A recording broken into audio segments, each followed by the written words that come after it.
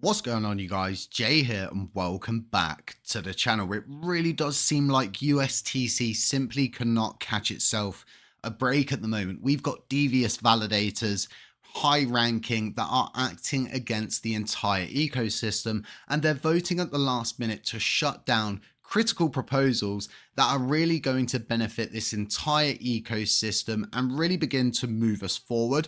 What I do believe is a lot of these validators are actually scared of other validators rising up or getting any kind of positivity because they managed to do something so extraordinary and actually go in and do the ins, do the outs, and understand the legalities behind those LFG reserve assets. But again, it's these devious validators that are really beginning to hinder this blockchain, and they're keeping us in limbo. And this is now adding up, it's stacking up, and the fact that this news is now rolling out is really going to put USTC in a tricky position, you guys. And when I mean a tricky position, we kind of need to panic at this moment in time, and we really do need to think to ourselves, is USTC more important than the entirety of the LUNC ecosystem? Obviously not, because it's not the native asset. It's not the asset that we use and utilize most. It's not the asset that Binance themselves has chosen to burn. They haven't chosen to burn USTC, and there's probably a strong reason behind that. And that's now starting to become quite apparent. So what I was doing is actually trading around the news, hoping that the validator set was smart enough to go in and at least freeze those assets and baby step towards maybe burning them. But what I've done now around this news that's now rolling out is liquidate all of my USTC.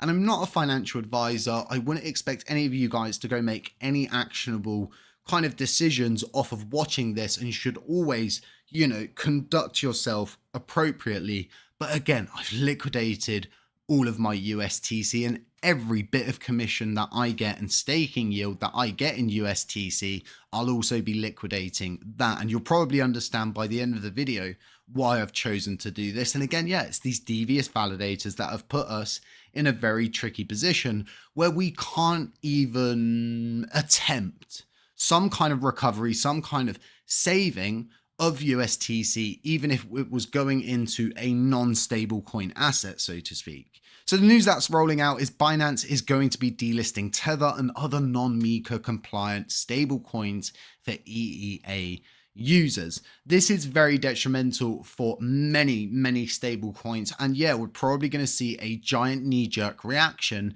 in the stablecoin market, and I'll be covering that in another video, so keep an eye out for that one. But what you guys need to understand is, although we've got these devious validators that are like, USTC's getting delisted, USTC's getting delisted, panic, they're not actually coming out and saying, well, actually, they're delisting USDT, one of the biggest stable coins in the cryptocurrency stablecoin sector. They're delisting FDUSD, TUSD, USDP, DAI, an asset that I use quite a lot because it's a decentralized stablecoin.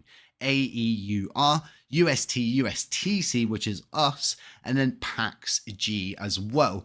This is a huge, okay, and I mean it. This is going to have a massive impact on the entire cryptocurrency sector. Does it mean it's over? Does it mean it's done for the stablecoin sector? Of course not.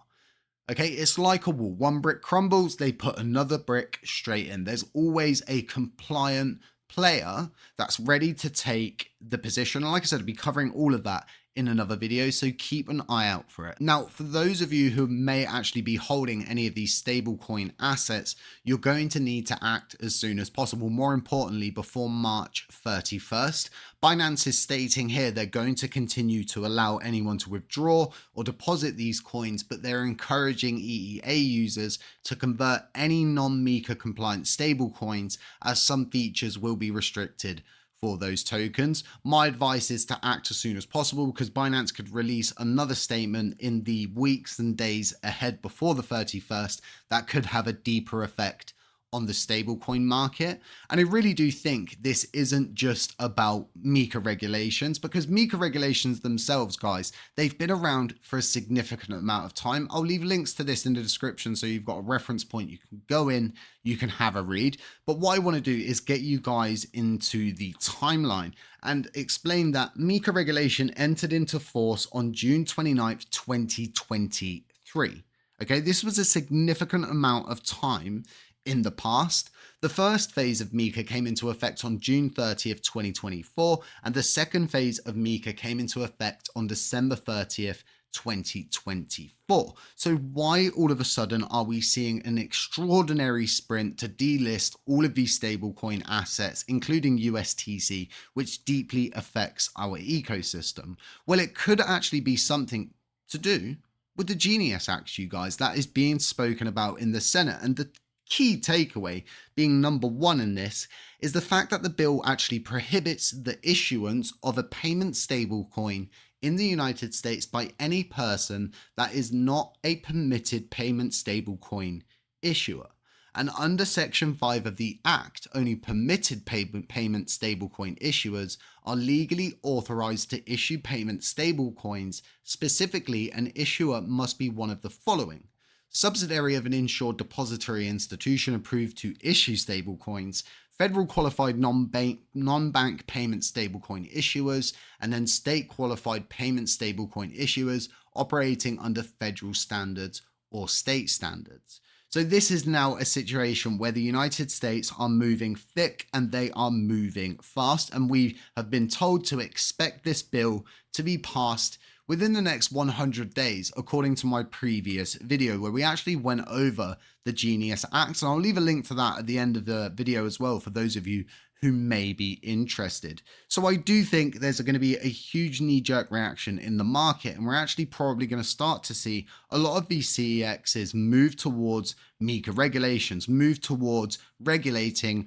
around the Genius Act, and even that staff statement that we spoke about previously on the channel with meme coins. We're going to see a lot of posturing in the market. We're going to see a lot of preparation, and we're going to see a lot of change roll in as this regulatory landscape changes. So how does this actually all affect USTC as an asset? We need to understand that it is deemed as an algorithmic stablecoin, and that is why it's being included in a batch of stablecoins, even though it's not even stable, and it hasn't been stable since the May 2022 crash. If we go and we look at the legalities of USTC, it's been deemed a security at this stage by the courts of Delaware.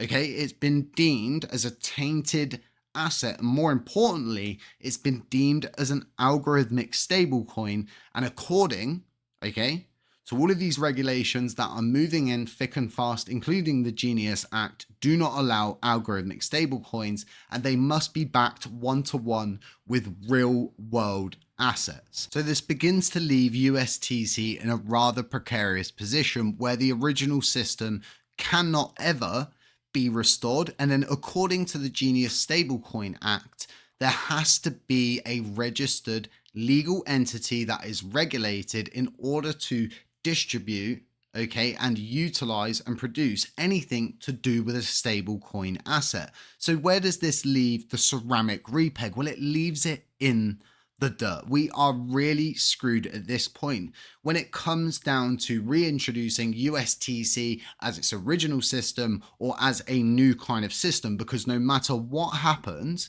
USTC doesn't have a central point of authority unless somebody takes centralized control over it, and that would completely undermine everything that our ecosystem stands for.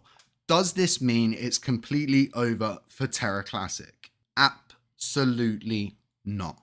Binance did not decide to burn USTC. USTC is not the native asset used for governance, but is it going to have a big effect on our ecosystem if the price does in fact crash? Yeah, it's going to suck. You're going to lose around 38 to around 40% possibly of your overall rewards distribution, and that's going to be the same for validators. And again, we as a decentralized ecosystem cannot lead USTC unless there's a centralized body that is legally allowed to represent USTC, which would mean they have 100% legal control over USTC and they have absolutely no obligation to LUNC or the Terra Classic chain. And we could just see a crazy centralized takeover of USTC. What we need to understand is there's a lot of fear in the market because also LUNC is going to be affected by the removal of all of these stable coins on Binance. But what I want everybody to do is understand Binance is the biggest holder of USTC and the biggest holder of LUNC as well. There's many different ways that this could pan out for us as an ecosystem, and Binance has a monthly burn commitment to us, and a lot of these other chains simply aren't going to get the support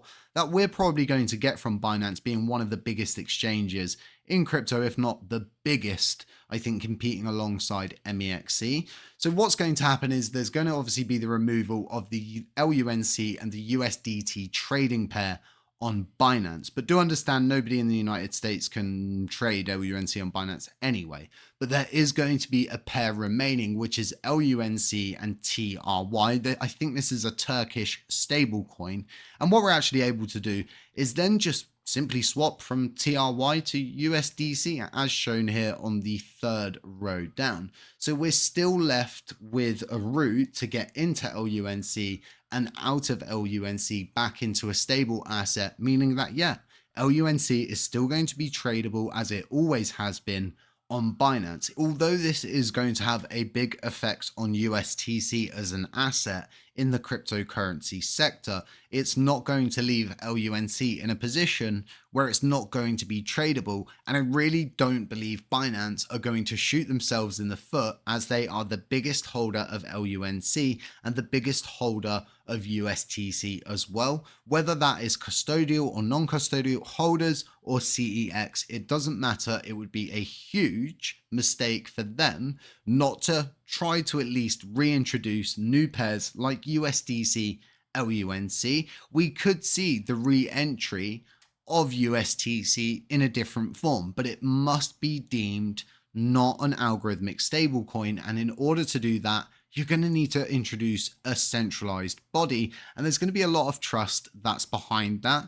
So like I was saying at the end of the video here, you guys, I'm going to be giving you a list. I'll share it with you. I'll give you a direct link. It'll be in the description below, and you can go and you can look yourself at what coins are actually MiCA regulated. What you can then do is just give ChatGPT or even Grok, that's pretty good, the new Genius Stablecoin Act, and you can ask it what stablecoins are going to be affected by this and what stablecoins are not. That's a really good thing for you to begin preparing for. And as we should have done from day one, we should have always prepared for USTC to get hit by MiCA regulations and now this Genius Stablecoin Act in the future.